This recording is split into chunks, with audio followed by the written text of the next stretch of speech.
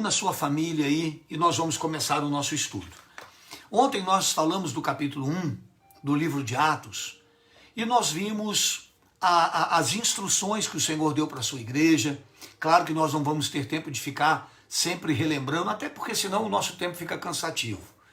Mas ele deu algumas instruções para a igreja e ele disse que eles deveriam perseverar em Jerusalém e não sair de lá, até que do alto eles fossem revestidos do Espírito Santo, recebessem o poder de Deus, para que pudessem testemunhar. E nós então falamos a respeito do Espírito Santo quando entra na nossa vida. Ele muda completamente a nossa história, ele muda a nossa vida, transforma o nosso caráter, ele mexe com a nossa estrutura.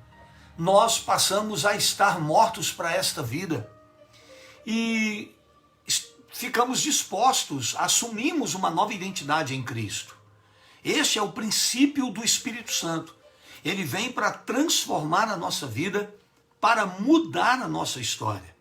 Nós só vamos conseguir fazer a obra de Deus se verdadeiramente nós estivermos cheios do Espírito Santo, cheios do poder de Deus.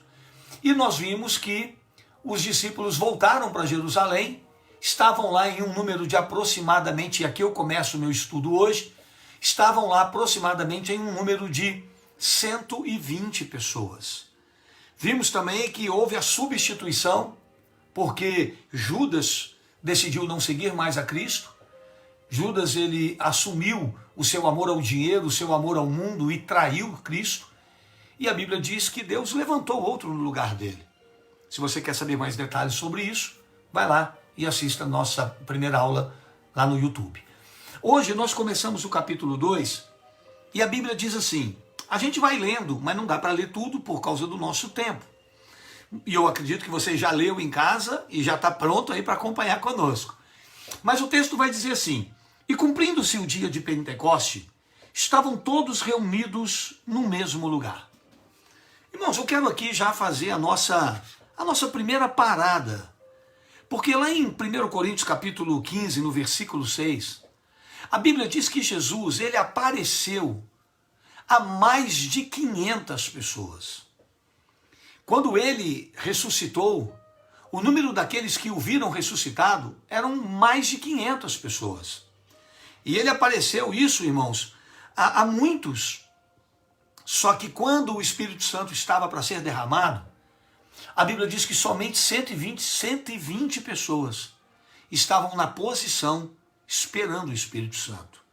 Os outros 380 foram cuidar da sua vida. Estavam aí cuidando dos seus negócios, não tiveram persistência, perseverança, paciência. É interessante que o capítulo 2 ele começa dizendo assim, e estavam todos reunidos no mesmo lugar, mas não eram quase 500 ou mais de 500? Como poderiam então estar todos no mesmo lugar? Eu quero que você entenda que totalidade na Bíblia não significa um número pleno e total de pessoas que foram alcançadas, mas um número pleno e total daqueles que ouviram e estão dispostos a receber. Vou te dar um exemplo pessoal. Aliás, minto, te dar um exemplo prático. Quando Deus chama Gideão e diz que vai dar vitória a Gideão sobre os filisteus, ele reúne um exército de 32 mil homens. Era um exército cheio, pleno, forte, mas o Senhor disse que tinha gente demais. E ele mandou que fossem embora os covardes, ele mandou que fossem embora os tímidos, os medrosos, depois ele foi separando, no final sobraram 300. E foi com esses 300 que Deus deu vitória. Enquanto no nosso meio existirem as pessoas que são incrédulas, que são desobedientes, aqueles que não têm perseverança, persistência, muitas coisas não acontecem. Às vezes muita coisa não acontece na nossa vida, porque nós estamos nos associando com pessoas que ao invés de fortalecerem, impedem o agir de Deus. Agora, que estavam só os 120 e era esses que Deus contava com eles, porque os outros desistiram, a Bíblia diz que quando eles estavam todos reunidos no mesmo lugar, e aí você conhece a história, eu vou ler rápido para fazer um comentário depois melhor e mais curto. Diz assim, de repente veio do céu um som, como de um vento veemente e impetuoso, encheu a casa em que estavam assentados. Foram vistas por eles línguas repartidas como de fogo, as quais pousaram sobre cada um deles. Todos foram cheios do Espírito Santo, começaram a falar noutras línguas, conforme o Espírito lhes concedia que falassem. Em Jerusalém estavam habitando judeus, varões religiosos de todas as nações que estão debaixo do céu. E correndo aquela voz, ajuntou-se uma multidão que estava confusa, porque cada um os ouvia falar na sua própria língua. Então escute, talvez eu vá chocar você. E eu não estou aqui para levantar polêmica, não estou aqui para discutir isso. Mas uma coisa que nós precisamos entender é que no Pentecoste, no batismo do Espírito Santo em Pentecoste, as línguas que foram distribuídas não foram as línguas dos anjos. Não foram línguas estranhas que nós às vezes falamos na igreja. Ali, as línguas que foram derramadas foram línguas pátrias. Aqueles homens que eram incautos, aqueles homens que eram simples quanto à sua forma de viver, eles foram cheios de um poder, eles receberam uma unção tão forte de Deus na sua vida, que diz a Bíblia que eles começaram a falar nas línguas das pessoas que estavam ali. Isso era uma referência clara que o Evangelho precisaria alcançar todas as tribos, raças e nações. Nós não podemos afirmar e imputar que naquele dia as línguas de fogo eram línguas dos anjos, porque não eram. Naquele dia, os discípulos estavam falando línguas pátrias, línguas terrenas, e as pessoas que estavam ali, é bom salientar e é bom lembrar que existia ali uma festa, a festa de Pentecoste. E diz a Bíblia, e não eu, que estavam ali judeus, varões religiosos de todas as nações que estão debaixo dos céus. Então, aquelas línguas, quando foram derramadas sobre eles, eles começaram a falar em grego, em aramaico, em hebraico, eles começaram a falar na língua de todas aquelas pessoas. E a Bíblia diz que todos pasmavam e maravilhavam, dizendo uns aos outros, pois que não são galileus todos esses homens que estão falando, pois os ouvimos cada um na nossa própria língua em que somos nascidos, pardos, medos, elamitas, os que habitam na Mesopotâmia, Judéia, Capadócia, Ponto e Ásia. Ou seja, aquelas línguas não eram as línguas dos anjos, eram línguas humanas. Era como se de repente eu estivesse num lugar e eu recebesse uma unção e começasse a falar alemão para pregar para os alemães. Ou então de repente eu começasse a falar em uma outra língua, que era uma língua diferente daquela que eu conheço. Então nós precisamos entender isso. Nós precisamos entender que ali não eram línguas estranhas no sentido de anjos, mas era uma manifestação de Deus, que o Evangelho seria e deveria ser levado a todas as nações. Que Deus estava revestindo os seus discípulos para que eles pudessem sair e anunciar o Evangelho da salvação. E você vai ver isso agora, já já comigo. O Evangelho que transforma, que alcança o perdido em qualquer lugar. Diz a Bíblia que Frígia, Panfilha, Egito, partes da Líbia, Cirene, forasteiros romanos, judeus, prosélitos, cretenses, árabes, todos os ouvimos em nossas próprias línguas. E olha o que eles falavam das grandezas de Deus.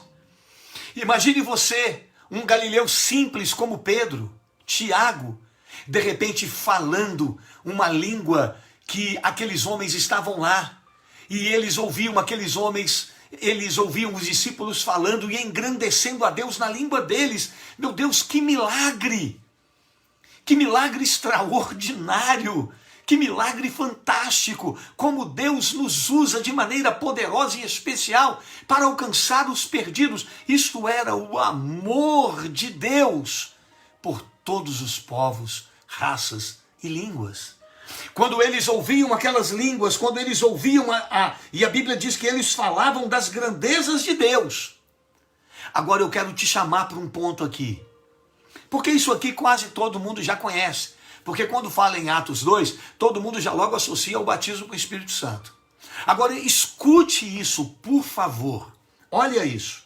E todos se maravilhavam e estavam suspensos, dizendo uns para com os outros: o que é isso? Que coisa fantástica é essa? Mas olha agora o versículo 13, porque aqui eu vou entrar num ponto fantástico dentro da nossa lição hoje. Uns zombavam, outros se maravilhavam. A Bíblia diz no versículo 12 que se maravilhavam e outros zombavam, dizendo que eles estavam bêbados, que eles estavam cheios de mosto, que eles estavam cheios de álcool. Eu quero que você entenda que o que nós vamos tomar como lição agora, eu acredito que vai ser algo marcante na sua vida. Digo isso com humildade, com temor e com tremor. Quando eles falaram em línguas, quando o Espírito Santo veio, quando cumpriu o dia de Pentecostes, e eles começaram a falar nas línguas pátrias das pessoas que estavam ali, uns começaram a se maravilhar: que coisa linda, que é isso? O que está acontecendo? Aí outros começaram a zombar. Outros começaram a debochar. Então Pedro, escute isso agora, igreja viva do Senhor. Então Pedro, pondo-se de pé, Pedro colocando-se de pé, com os 11, levantou a sua voz e disse-lhes: varões judeus e todos os que habitais em Jerusalém, seja-vos isso notório e escutai as minhas palavras. A primeira coisa que eu chamo a sua atenção é que o poder de Deus ele é tão forte na vida de uma pessoa. Quando o Espírito Santo ele entra de verdade na vida de alguém, ele transforma um discípulo covarde, que negou a Cristo 3 vezes, em um homem ousado, que vai pregar o Evangelho sem medo do que poderia lhe acontecer. É impossível alguém ser cheio do Espírito Santo e continuar vivendo a mesma vida. Eu não me impressiono, irmãos, com gente falando em língua, com gente rodopiando, com gente sapateando. Eu não me impressiono com isso. Eu me impressiono ao ver uma vida que estava destruída. Quando é cheia do Espírito Santo, ela é transformada. A sua história muda.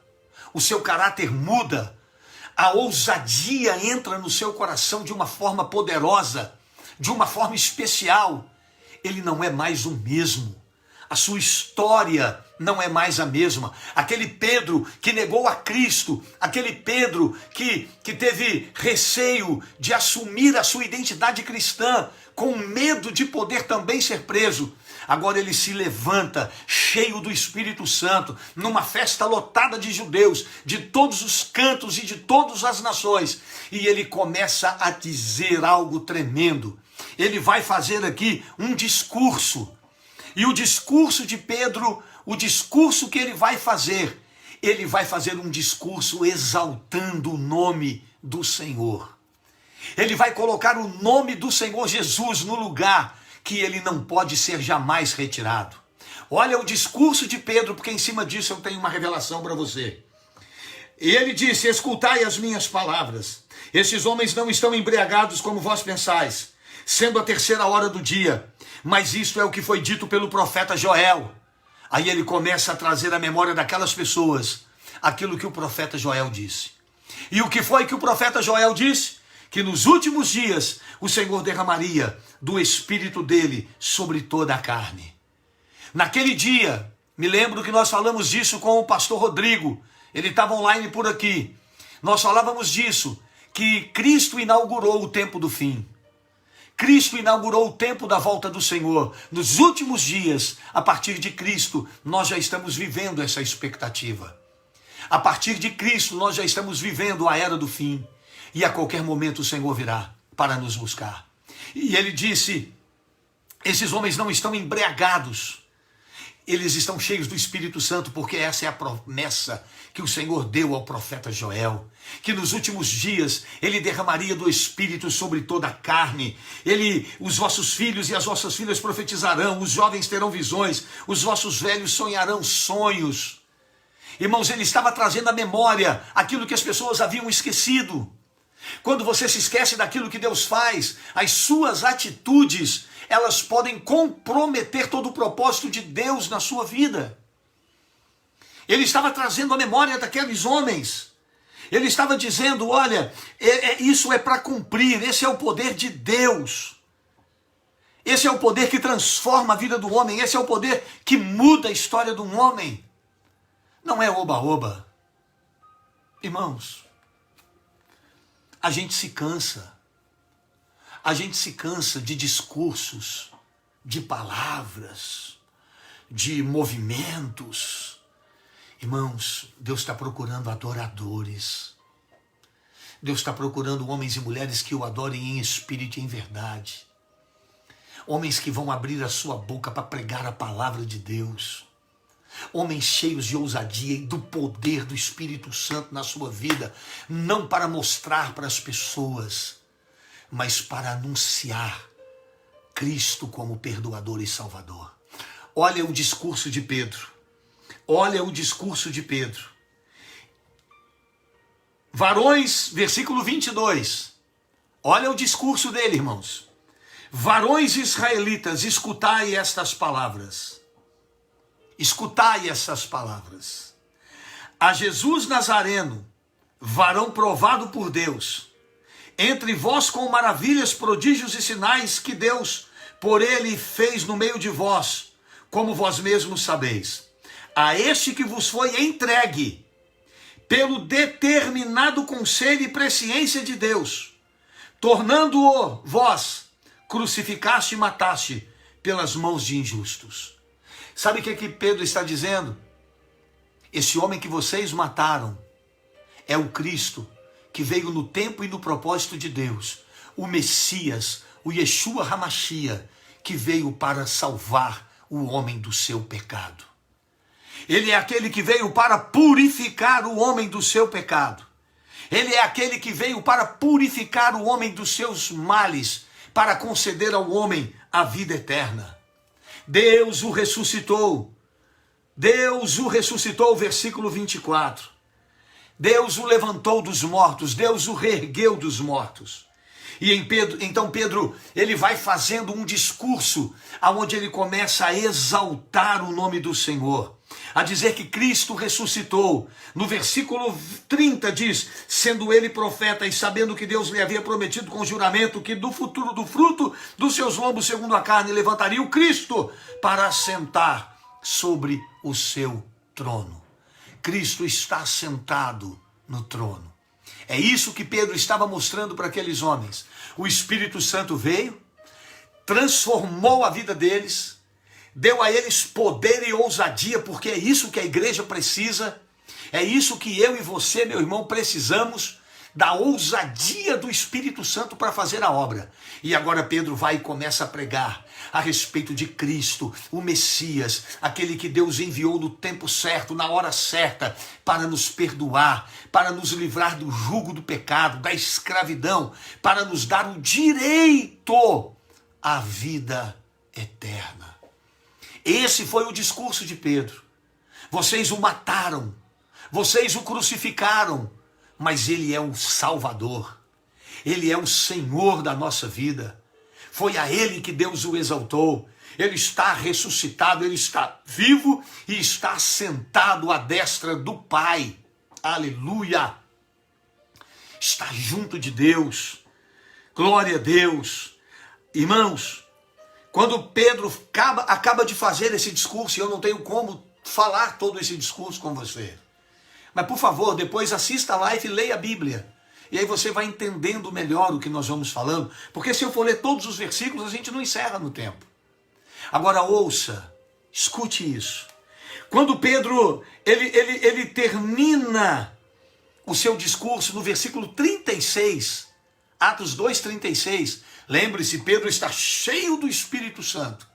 O poder de Deus veio sobre ele. Quando Pedro está cheio do Espírito Santo, irmãos, ele termina o seu discurso dizendo assim, versículo 36, saiba, pois, com certeza, toda a casa de Israel, que a esse Jesus, a quem vós crucificastes, Deus o fez Senhor e Cristo. Deus o exaltou sobremaneira, lhe deu um nome que está acima de todo nome. Esse foi o discurso de Pedro. Mas como Pedro estava tão cheio do Espírito Santo, sabe o que aconteceu? Olha o que aconteceu. Ouvindo eles isto, versículo 37. Irmão, não sai não, porque eu tenho uma revelação para você aqui, dentro disso aqui, tremenda. Versículo 37. Ouvindo eles isso, compungiram em seu coração, amoleceram seus corações, e perguntaram a Pedro e aos demais apóstolos, que faremos, varões e irmãos? O que nós temos que fazer? Uma pessoa, quando está cheia do Espírito Santo, quando ele abre a boca, o Espírito Santo usa de maneira poderosa. Não é por força e nem por violência, mas é pelo Espírito. Por isso que eu e você temos que estar com a vida cheia do Espírito Santo. Porque quando nós abrimos a boca, revestido desse poder, dessa unção, cadeias são quebradas. Irmãos, cadeias são arrancadas, são quebradas, prisões, grilhões são despedaçados. Irmãos, libertação se manifesta, porque a verdade liberta. Quando você fala na unção, quando você está cheio do Espírito Santo, as coisas acontecem.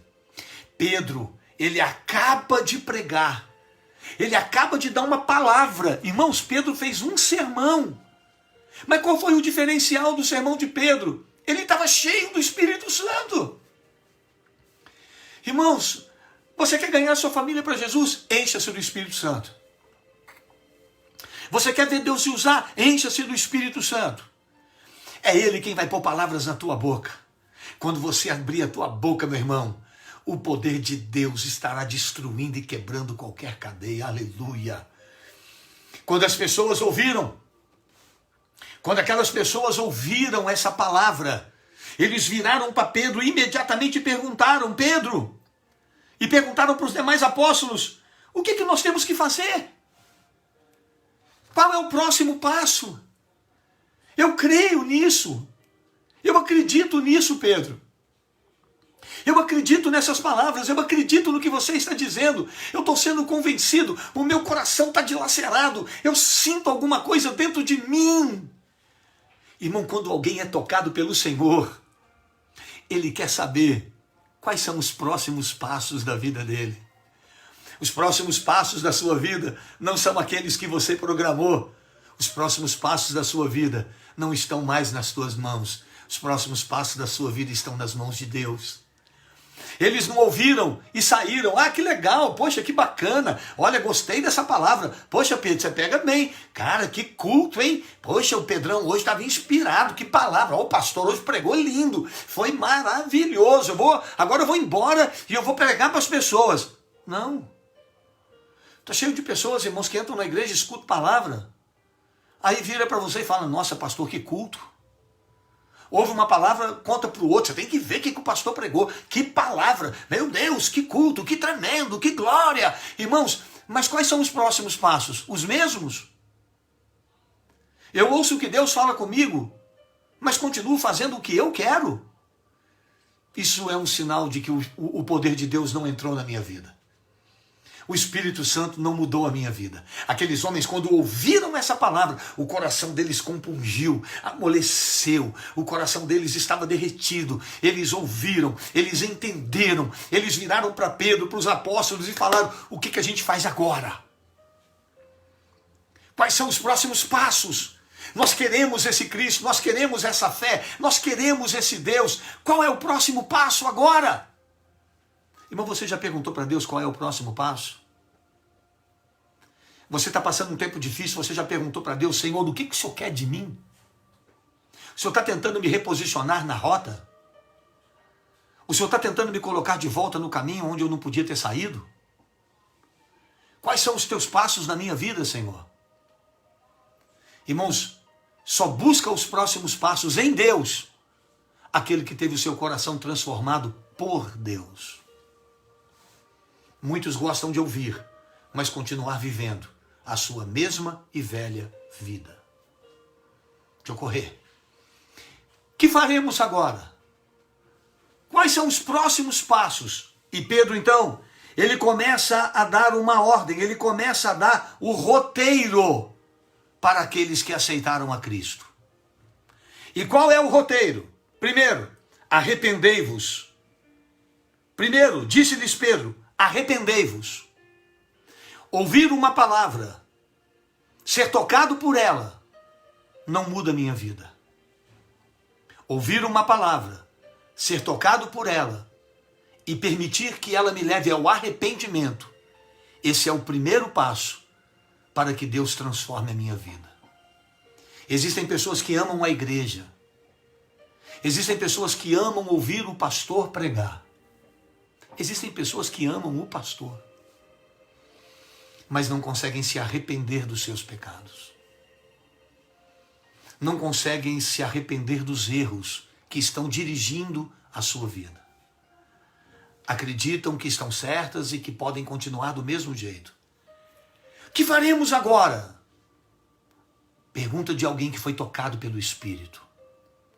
E a resposta foi: arrependa-se. Arrependei-vos. Arrependa de quê? Arrependa dos seus pecados. Arrependa da vida que você estava levando. Arrependa-se do caminho que você estava sendo guiado, dirigido, que estava te levando para uma vida de perdição. Você precisa se arrepender. Arrependei-vos. Arrependei-vos e cada um de vós seja batizado em nome de Jesus Cristo para perdão dos pecados. E vocês receberão o dom do Espírito Santo. Eu arrependo. Quem se arrepende quer se batizar. Quem se arrepende quer dar mais um passo, que é um batismo, que é a morte espiritual, o simbolismo da morte espiritual, o imergir, o morrer para essa vida, para um ressuscitar para uma nova vida. Quando eu aceito a Cristo, eu quero me arrepender. Eu quero me batizar. Para quê? Para o perdão dos meus pecados. E então eu recebo o Espírito Santo na minha vida. Então eu recebo o dom do Espírito Santo. Isso não é falar em línguas. Falar em línguas é outra coisa.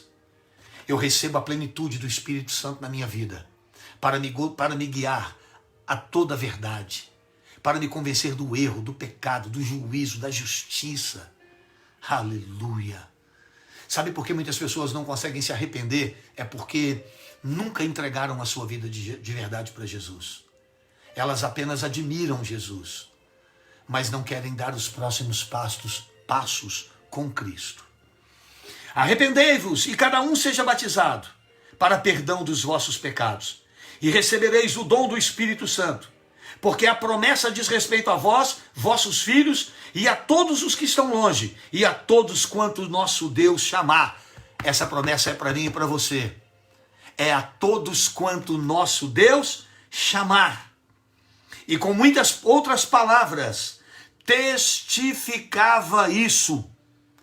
O que Pedro falou era irrefutável. Eles não tinham como duvidar. Eles não tinham como duvidar. Eles eram convencidos. Versículo 40. Escute agora o que eu vou te falar. E com muitas outras palavras, isso testificava. E os exortava, dizendo, segura essa agora: salvai-vos desta geração perversa. Na minha Bíblia está assim: salvai-vos desta geração perversa. Escute e preste atenção no que eu vou te dizer. O primeiro conselho que Pedro deu para a igreja, o primeiro conselho que Pedro deu para os crentes que se converteram, é que eles se arrependessem para que tivessem os seus pecados perdoados. O segundo conselho que Pedro dá para a igreja se afaste desta geração que não consegue crer e acreditar e que facilmente abandona os caminhos do Senhor. Lembra que tinha dois grupos de pessoas lá quando o batismo do Espírito Santo veio? Os que acreditavam e estavam espantados, admirados, e os que zombavam? Pois é, essas duas pessoas sempre farão parte na nossa caminhada. Existem aqueles que admiram, amam e querem se render ao Senhor. Querem dedicar a sua vida ao Senhor, querem consagrar a sua vida ao Senhor. Existem pessoas, meu irmão, que não tem pandemia, não tem distância da igreja, eles vão continuar orando, adorando, sendo fiéis, entregaram a sua vida para Jesus e sabe que não tem outro caminho, estão convictos que Jesus é o caminho, a verdade e a vida, e estão dispostos a morrer por ele. A esses o Senhor disse: se arrependa e batize, porque eu vou perdoar os teus pecados. Escute, nós não temos como nos livrar. Nós não temos como nos livrar dos nossos pecados. Os nossos pecados só Jesus pode nos perdoar. Só Ele pode perdoar o pecado do homem. Sangue de bode, de touros não podem perdoar pecados. Só o sangue de Jesus pode nos purificar de todo pecado. Agora, me livrar do convívio de uma geração perversa, isso é responsabilidade minha. Responsabilidade minha. O Senhor, na boca de Pedro, disse: cuidado, cuidado. Ele advertiu: livrai-vos, salvem-se, salvai-vos desta geração perversa. E aqui eu quero fazer uma ressalva para você. É você que decide com quem você vai andar. A Bíblia diz que há uma geração perversa por aí. Há uma geração que não ama Deus. Há uma geração que não tem entrega. Há uma geração que nunca se arrependeu de verdade. Há uma geração que zomba, que escarnece. Há uma geração que brinca. A essa geração que zomba, que brinca, que duvida, a essa geração que blasfema, que é rebelde, que é depravada, maligna, porque a palavra aqui, o vocábulo perverso aqui, significa maligno, deformado, rebelde. A Bíblia diz que a esses nós temos que nos livrar. Escute, livrai-vos, responsabilidade minha. Livrai-vos, responsabilidade sua. Não é o Senhor quem vai escolher quem serão os seus amigos. Não é o Senhor quem vai escolher com quem você anda. Não é o Senhor quem vai escolher com quem você se relaciona. Quem faz isso é você. E o Senhor está dizendo que uma pessoa cheia do Espírito Santo, ele não pode conviver com pessoas que são perversas. Pessoas descomprometidas com o reino. Porque você vai acabar sendo influenciado. Há muitos que não vão caminhar até o fim. Por isso, Pedro disse: livre-se dessa geração. Salve-se deles. Não perca seu tempo com blasfemadores. Não perca seu tempo caminhando com pessoas que não têm aliança, que não querem compromisso com Deus. Por mais que isso seja duro e forte, por mais que essa palavra ela possa ter agora um peso exortativo, mas é isso que Deus está dizendo. Ah, eu estou arrependido. Primeiro, vamos recapitular tudo. Cheios do Espírito Santo, Pedro falando em línguas, os discípulos falando em línguas, não línguas dos anjos, línguas humanas. Eles falavam nas línguas pátrias das pessoas que estavam ali. Aquelas pessoas começam a ouvir, uns começam a ficar maravilhados e outros começam a zombar e escarnecer. Os que estão maravilhados começam a ouvir o sermão. O sermão é cheio do poder, é cheio do Espírito Santo, é convincente, não há como refutar. Ele engrandece e ele exalta o nome do Senhor. Aquelas pessoas que estavam com o coração aberto, compungido, recebem a Cristo. Querem saber qual vai ser os próximos passos. Pedro diz: arrependam-se, sejam batizados, arrependam-se, entregam as suas vidas para Jesus. Vocês vão viver uma nova vida. O pecado de vocês vai ser perdoado. E vocês vão viver um novo tempo. Agora, cuidado. Se livre de uma geração que não quer nada com Deus. Irmãos, cuidado com quem você anda. Porque senão o que Deus está construindo na sua vida você pode acabar perdendo. Cuidado com quem você anda, porque talvez tudo aquilo que Deus construiu na sua vida, se você não cuidar, se você não vigiar, o inimigo vem e destrói tudo. O inimigo vem e arrebenta com tudo. Salvai-vos, responsabilidade nossa. Nossa, salve-se dessa geração. Romanos capítulo 12. Não vos conformeis com este mundo, mas transformai-o pela renovação do vosso entendimento, para que experimenteis qual seja a boa, perfeita e agradável vontade do Senhor. Paulo, escrevendo aos Timóteos, ele fala que no fim dos tempos haveriam pessoas amantes de si mesmos, pessoas presunçosas, soberbas, que não gostam de ouvir, são insubordinadas, são perversas. Eu não ia ler o texto, nem 2 Timóteo capítulo 3, versículo 1, bem rápido, porque o meu tempo está encerrando.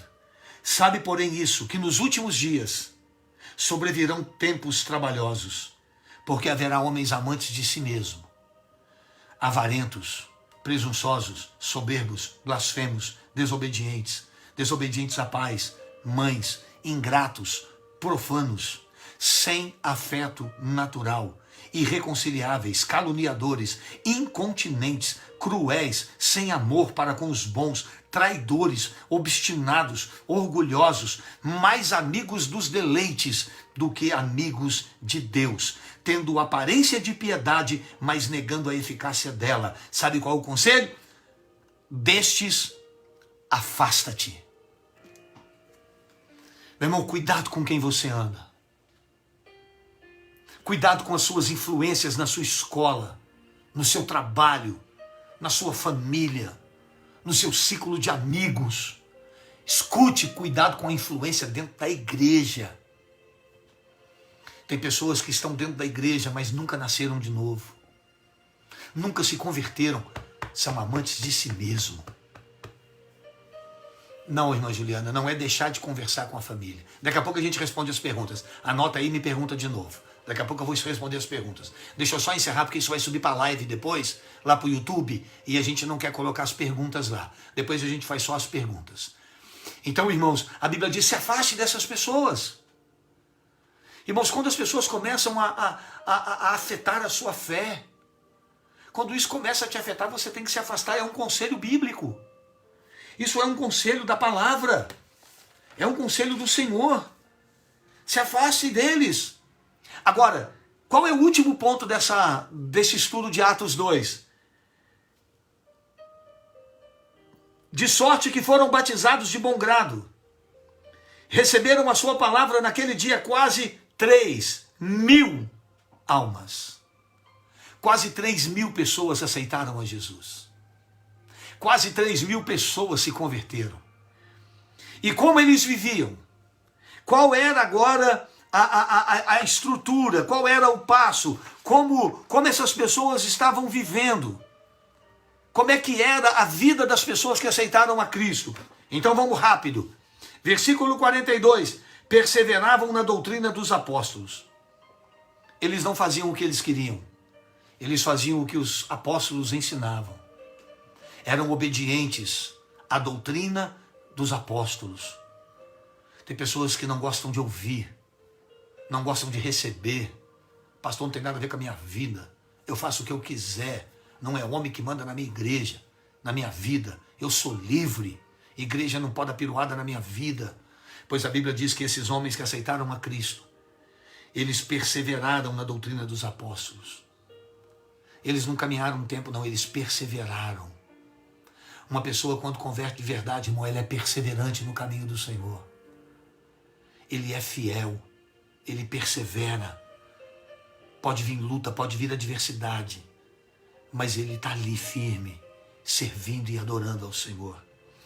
Perseveraram na doutrina dos apóstolos, na comunhão e no partir do pão. Sabe o que havia entre a igreja? Comunhão. Sabe o que às vezes há hoje no meio das igrejas? Disputas, egos, vaidades. Alguns querendo saber quem é melhor do que o outro, quem prega melhor do que o outro, quem canta melhor do que o outro, Quem foi no culto mais bem vestido do que o outro? Isso não é característica de um povo cheio do Espírito Santo. Um povo cheio do Espírito Santo é um povo que tem unidade. É um povo que tem comunhão. É um povo que caminha junto com o mesmo alvo, com o mesmo propósito. A dor do irmão é a minha dor. Eu não quero prejudicá-lo. Eu não quero tripudiar em cima da dor e do sofrimento do outro para que eu possa me promover. A Bíblia diz que eles perseveravam na doutrina. Havia doutrina. Havia ensinamento bíblico. Não era cada um fazendo o que quer. A esses a Bíblia diz que são amantes de si mesmos. Irmãos, Deus não deixou religião.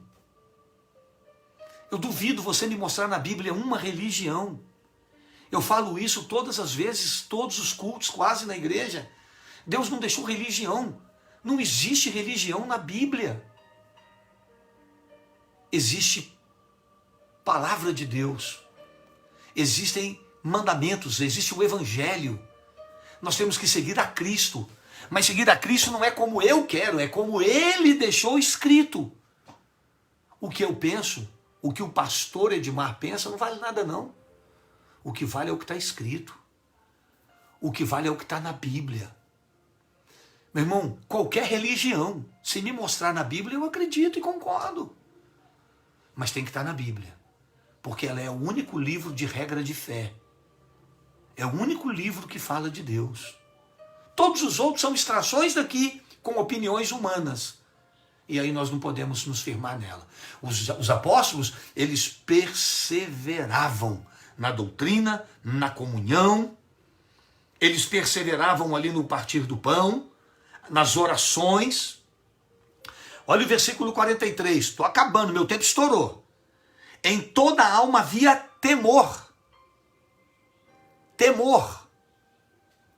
As pessoas perderam o temor de Deus. As pessoas estão vivendo como se não fossem dar conta a Deus das suas obras. Deixa eu dizer uma coisa para você, meu amigo. Tudo que nós fazemos está anotado. A Bíblia diz que o livro das nossas obras está diante do Senhor e nós vamos ter que dar conta de tudo que está lá. Nós vamos ter que dar conta de tudo. Pois em toda a alma havia temor. E quando há temor, há submissão. Quando há temor, há obediência. Em todos havia temor. Olha que lindo. Muitas maravilhas e sinais se faziam pelos apóstolos. Todos os que criam estavam juntos. Tinham tudo em comum. Não dá para eu falar muito mais aqui agora por causa do tempo. Vendiam suas propriedades, fazendas e repartiam com todos, segundo cada um havia de mister. Perseveravam, olha só, unânimes, juntos, todos os dias no templo. Essas pessoas estavam todos os dias no templo adorando a Deus. Eles adoravam em casa e todos os dias estavam na igreja. Todos os dias estavam ali no culto. Sabe, irmão, tem gente que só está dando valor à igreja agora que a igreja está fechada. Porque quando a igreja estava aberta, não tinha tempo para ir. Quando a igreja estava aberta, nunca chegava na igreja na hora do culto. Sempre chegava depois, sempre saía antes. Não tinha paciência de esperar um culto. O coração não queimava. Oh, bênção, está chegando a hora de eu ir para a igreja. Oh, maravilha. Oh, que bom, amanhã tem culto, amanhã é quarta. Que bênção, sexta tem culto. Irmãos, eles iam todos os dias no templo. Sabe por quê? Porque havia amor, havia o Espírito Santo, porque havia temor. Tem gente que não está nem aí se está tendo culto, se não está. Não acompanha nenhuma live do pastor. Irmão, quem não se alimenta enfraquece. E quem se enfraquece adoece. E quem adoece cai. Não deixe de ouvir. Não deixe de ouvir aquilo que nós temos passado para você. Aquilo que nós temos orientado a você. A Bíblia diz que as ovelhas ouvem a voz do seu pastor. Procure estar antenado nos nossos cultos. Poxa, você já ouviu a mensagem de domingo de manhã? Você já ouviu a mensagem de domingo à noite? Assista. Deixa Deus falar com você. Todos os dias estavam no templo, unânimes. partindo o pão de casa em casa, comiam juntos com alegria e singeleza no coração. Vou encerrar agora, último versículo. Louvando a Deus e caindo na graça de todo o povo. E todos os dias acrescentava o Senhor à igreja aqueles que haviam de se salvar. Sabe o que aconteceu? Era uma igreja tão ativa que caiu na graça das pessoas. Não havia escândalo, não havia fofoca, não havia disputas. Os irmãos se amavam e as pessoas de fora viam aquele amor. E isso fazia com que as pessoas se interessassem por fazer parte daquela comunidade. E a Bíblia diz que a igreja só crescia. E o Senhor ia acrescentando a cada dia as pessoas que iam sendo salvas. Sabe, irmãos, eu vou fechar minha Bíblia. Eu já ouvi pessoas dizendo, eu não vou para ir para aquela igreja, para viver como aquelas pessoas ali, eu prefiro nem ir. Uma igreja precisa ser cheia do Espírito Santo, porque uma igreja cheia do Espírito Santo, ela impacta o mundo. Uma igreja cheia do Espírito Santo, ela impacta vidas. Você não está podendo ir no culto, mas quando voltar, faça parte de uma célula. Nós temos hoje pelo menos umas 10 células na igreja. Faça células. Participe, abra a sua casa. Puxa, pastor, eu queria fazer um culto na minha casa, eu queria abrir uma célula na minha casa. Quer fazer isso durante a pandemia? Fala comigo, eu vou mandar alguém para lá. Isso se eu mesmo não for. Se bem que agora eu estou fazendo essa live todos os dias, vai ficar difícil. Mas quem sabe a gente combina e eu faço um dia uma live lá da sua casa, tá aí. Quem sabe, hoje o Semar me chamou brincando comigo, vem fazer a live aqui em casa. Quem sabe qualquer dia eu faço uma live dessa de Atos lá na sua casa. Você reúne a sua família, a gente faz um culto e depois a gente faz uma live. Quem sabe? Olha que coisa linda. Abre o seu coração para Deus. Abre o seu coração para Deus. Amanhã nós vamos falar, tá aí, ó, tem uns eu quero aparecendo aí, ó. Vamos combinar? Vamos pensar nisso aí? Então vamos lá. Depois a gente vai falar disso aí com calma, hein? Me lembra aí amanhã que eu vou deixar mais tempo pra gente falar disso aqui. Vamos falar uma coisa aqui, meu irmão, meu tempo tá encerrando. Misericórdia. Hoje nem bate-papo vai ter. Escuta lá, programação. Já vou orar por você. Aliás, deixa eu orar primeiro. Depois eu faço da programação. Curve seus olhos é ótimo. Curve a sua cabeça e feche seus olhos. Senhor, em nome de Jesus. Pai, assim como no Pentecoste, o teu Espírito foi derramado sobre aqueles que estavam aguardando a tua promessa. E isso veio de uma forma tão forte, tão impetuosa, que a tua palavra diz que as línguas pousaram como eles, como se fossem línguas de fogo. E aqueles homens incautos, simples, começaram a falar nas línguas dos povos que estavam ali. Ah, Senhor, eu imagino Pedro falando em helenita, eu imagino alguém falando árabe, eu imagino outro falando numa outra língua, e tudo que eles falavam era engrandecendo o teu nome, para que eles pudessem crer que tu és o Cristo. Ah, Senhor, quando uma vida é cheia do teu Espírito, a primeira obra que o Senhor faz na vida dele é usá-lo para pregar a tua palavra, para que o teu nome seja engrandecido. Senhor, toma a nossa língua. Senhor, toma a nossa boca. Oh, Senhor, derrama o teu Espírito sobre nós, que nesse tempo de pandemia, Senhor, nós possamos ser a resposta do Senhor para este mundo. Que nós possamos ser a resposta do Senhor para a nossa casa, para a nossa família. Que nós possamos abrir a boca para exaltar e glorificar o teu nome. Oh, Senhor, uma vida cheia do Espírito Santo não vai ficar murmurando, mas ela vai abrir a boca para exaltar o teu nome, para glorificar o teu nome, porque ela estará cheia do Espírito Santo, e aonde o Espírito Santo está, não pode haver murmurações. Espírito Santo, enche a nossa vida. Oh, Espírito Santo, enche a vida do meu irmão e da minha irmã. que tem passado dias difíceis. Senhor, traga renovo, traga avivamento, Senhor. Traga cura física, emocional, espiritual. Oh, Senhor, Deus de milagres, opera maravilhas na vida daqueles que nos ouvem agora, para que o teu nome seja glorificado através desta palavra. Oh Deus, amanhã nós vamos seguir falando de Atos 3. Ah, Senhor, também temos uma palavra especial. Mas eu quero tomar como exemplo na nossa oração hoje a síntese do que falamos. Nos dê o teu Espírito. Perdoe os nossos pecados, porque os nossos próximos passos serão na direção sempre do Senhor. Nós queremos nos render, nos arrepender. Senhor, e nos ajude para nos livrarmos de uma geração má, perversa, que só sabe escarnecer do teu nome e blasfemar da nossa fé. O apóstolo Paulo disse: livrai-vos destes. Senhor, e com esses não queremos nos misturar. Que o Senhor nos guarde. Que o Senhor nos guarde no temor da tua palavra. Que sejamos submissos à doutrina dos apóstolos. Livra-nos das heresias que têm encharcado a igreja, que têm invadido, meu Pai, os cultos.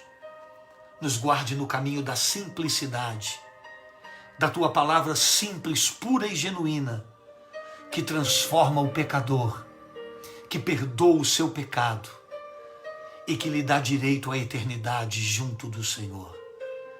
Que o Senhor continue nos abençoando, em nome de Jesus. Amém